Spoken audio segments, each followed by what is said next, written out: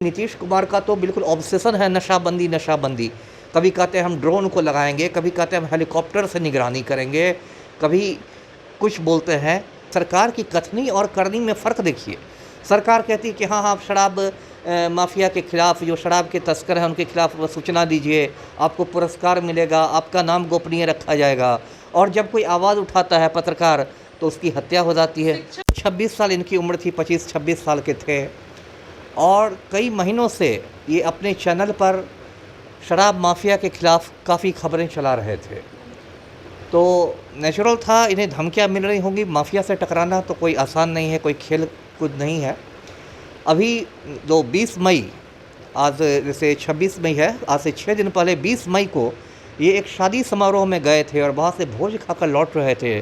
शाम का समय था तो इनको गोली मार दी गई, इनकी हत्या कर दी गई। बिहार में माफिया ने हत्या की है तो जो पुलिस है, बेगूसराय पुलिस है, वो पूरे मामले की लीपापोती में लगी हुई है।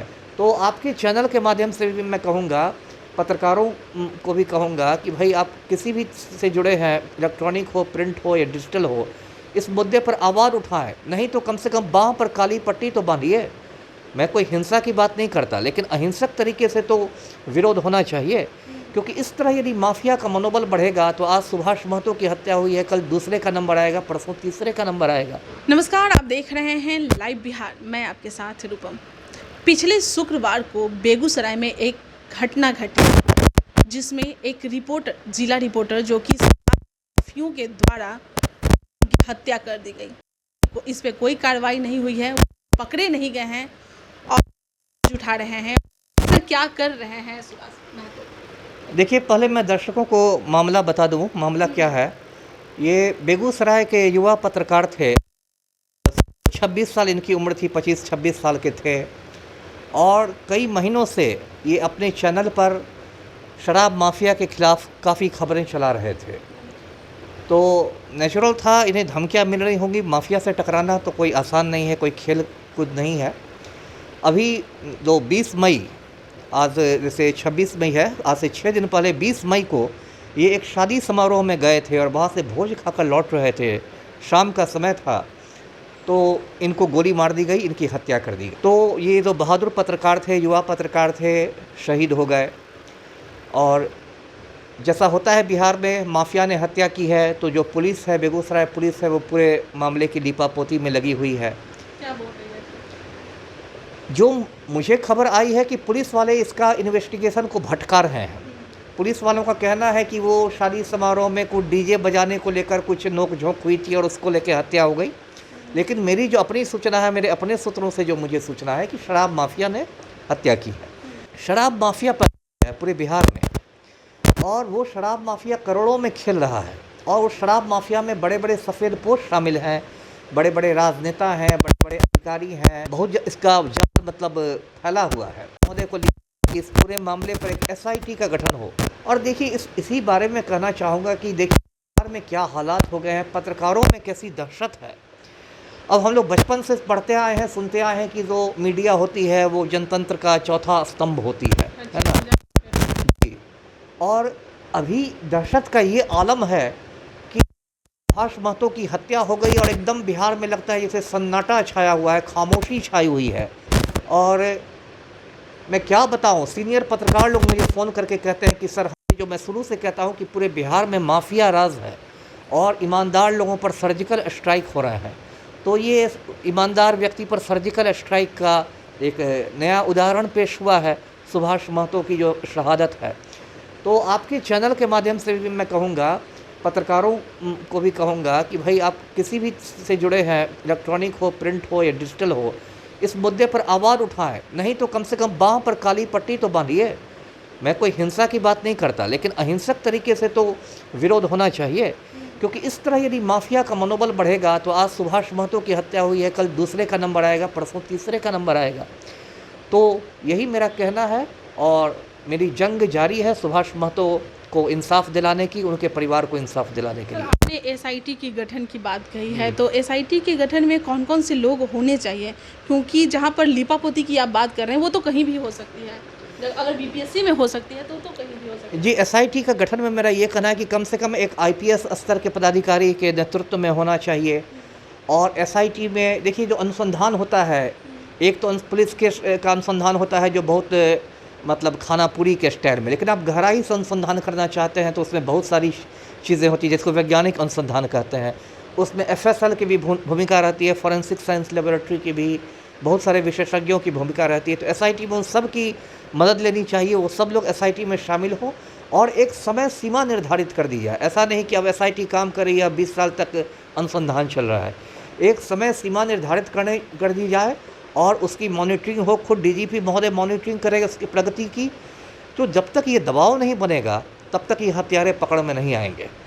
सर, मुझे याद है जहाँ तक कि कहा जा रहा था उस समय जदयू से भी इस तरह से कहा जा रहा था कि जो भी शराब अगर बेच रहे हैं, शिक्षक को भी लगाया जा रहा था कि अगर आपके गांव में भी कहीं पर भी शराब अगर बेच रहे हैं तो आप चुपके से इन्फॉर्मेशन दे सकते हैं और आपका नाम नहीं लिया जाएगा और आप सुरक्षित रहेंगे। और यहाँ पर पत्रकार जब उजागर कर रहे हैं तो पत्रकार पर ही इस तरह के आफत आ रहे हैं, तो कैसे कोई पत्रकार इस तरह की समस्या को सामने उजागर वही मैं बात कर रहा हूँ कि सरकार की कथनी और करनी में फ़र्क देखिए। सरकार कहती है कि हाँ आप शराब माफिया के खिलाफ, जो शराब के तस्कर हैं उनके खिलाफ सूचना दीजिए, आपको पुरस्कार मिलेगा, आपका नाम गोपनीय रखा जाएगा। और जब कोई आवाज़ उठाता है पत्रकार तो उसकी हत्या हो जाती है। शिक्षक लोग को इसमें लगाया जा रहा था, तो उस समय हमेशा वो लोग विरोध कर रहे थे शिक्षक कि हम पढ़ाएंगे कि या शराब माफिया पकड़ेंगे। अगर शराब माफिया को हम लोग पकड़ने जाएंगे, कल होके पता चलेगा कि हम लोग घर वापस लौट कर जी बिल्कुल सही भय है। जो बिहार में अराजक स्थिति है, पूरे बिहार में एक एनार्की है, अराजकता है। अब बताइए कोई शिक्षक तो एक आम आदमी होता है, ऐसा नहीं कि आपने उसको ढेर सारे कमांडो और बॉडीगार्ड्स दे रखे हैं। वो आम आदमी होता है, वो किसी शराब माफिया की आपको खबर करेगा, शराब माफिया पता लगा लेगा कि उसने खबर की है, ये कोई पुलिस विभाग से ही पता लगा लेगा कि किसने खबर की है और कल उसकी हत्या हो जाएगी। तो फिर सरकार उसके परिवार का ध्यान रखेगी, इसकी क्या गारंटी है। तो आप ये कहते हैं नीतीश कुमार का तो बिल्कुल ऑब्सेशन है नशाबंदी। कभी कहते हैं हम ड्रोन को लगाएंगे, कभी कहते हैं हम हेलीकॉप्टर से निगरानी करेंगे, कभी कुछ बोलते हैं। और वैसी स्थिति में जब शराब माफिया ने एक पत्रकार की हत्या की है और एक चुनौती दी है, मैंने तो कल व्हाट्सएप किया है, जो बिहार में प्रधान सचिव हैं मद्य निषेध विभाग के श्री के पाठक IAS, तो मैंने मिस्टर पाठक को कल व्हाट्सएप किया है कि भाई आप इस तरह शराब माफिया ने हत्या कर दी है एक पत्रकार की, आप इसको देखिए इस मामले को। अभी रिप्लाई तो शायद नहीं आया है, लेकिन उनसे मैंने रिक्वेस्ट किया है। तो ये तो सबकी जिम्मेदारी है कि जो लोग शराब माफिया से लड़ रहे हैं उनको सुरक्षा दी जाए, तब यहाँ के लोग कुछ सामने आएंगे, नहीं तो माफिया का मनोबल बढ़ता चला जाएगा। बताइए अभी एक पत्रकार को शराब माफिया ने मार डाला है, अब तो पूरे बिहार में संदेश चला गया कि भाई शराब माफिया के खिलाफ कुछ नहीं बोलो, कोई रिपोर्टिंग नहीं करो, कोई खबरें नहीं चलाओ। तो कितना इसका आप बताइए गलत मैसेज जा रहा है। अभी वहाँ पर किस तरह का इन्वेस्टिगेशन हो रहा है, कितने लोग पकड़े गए हैं या नहीं पकड़े गए हैं? अभी मैंने देखा था, एक वीडियो आया था बेगूसराय SP के प्रेस कॉन्फ्रेंस का, तो उससे तो ऐसा लग रहा है कि अभी धरपकड़ तो किसी की नहीं हुई है। वो SP बता रहे थे कि हाँ किसी को छोड़ा नहीं जाएगा और हम लोग ये करेंगे, लेकिन उनके प्रेस कॉन्फ्रेंस को तो सुन के लगा कि अभी किसी की गिरफ्तारी हुई नहीं है। जी बहुत बहुत धन्यवाद आपका सर। तो आपने सुना, हम लोग लगातार सच का साथ देते हैं और सच दिखाते हैं। कई लोग हम लोगों से जब पब्लिक के बीच हम लोग जाते हैं तो वो हम लोग से पूछते हैं कि आप डायरेक्ट उससे क्यों नहीं बात करते, ये क्यों नहीं दिखाते, वो क्यों नहीं दिखाते। लेकिन आप सोच सकते हैं जो भी हम लोग दिखाते हैं सच दिखाते हैं, और उसके बावजूद भी आप देख रहे हैं कि किस तरह से एक पत्रकार के साथ इस तरह से उसकी हत्या हुई, सच दिखाने की वजह से। अब देखना यह होगा कि क्या इनका इन्वेस्टिगेशन जो हो रहा है वह सही मायने में चलेगा या नहीं चलेगा, या फिर इसी तरह से लीपापोती कर दी जाएगी। और अगर लीपापोती हो जाती है तो समझने की बात है कि शराब माफियों का मनोबल और भी बिहार में बढ़ जाएगा। चलिए, तब तक के लिए लाइव बिहार में बने रहें और इसकी जानकारी, ये जो खबर हमने दिखाई है इसकी जानकारी हम और भी आपको देते रहेंगे, इसका अपडेट हम आपको देते रहेंगे। तब तक के लिए बने रहें लाइव बिहार के साथ। धन्यवाद। लाइव बिहार YouTube पर सब्सक्राइब और Facebook पर लाइक ज़रूर करें।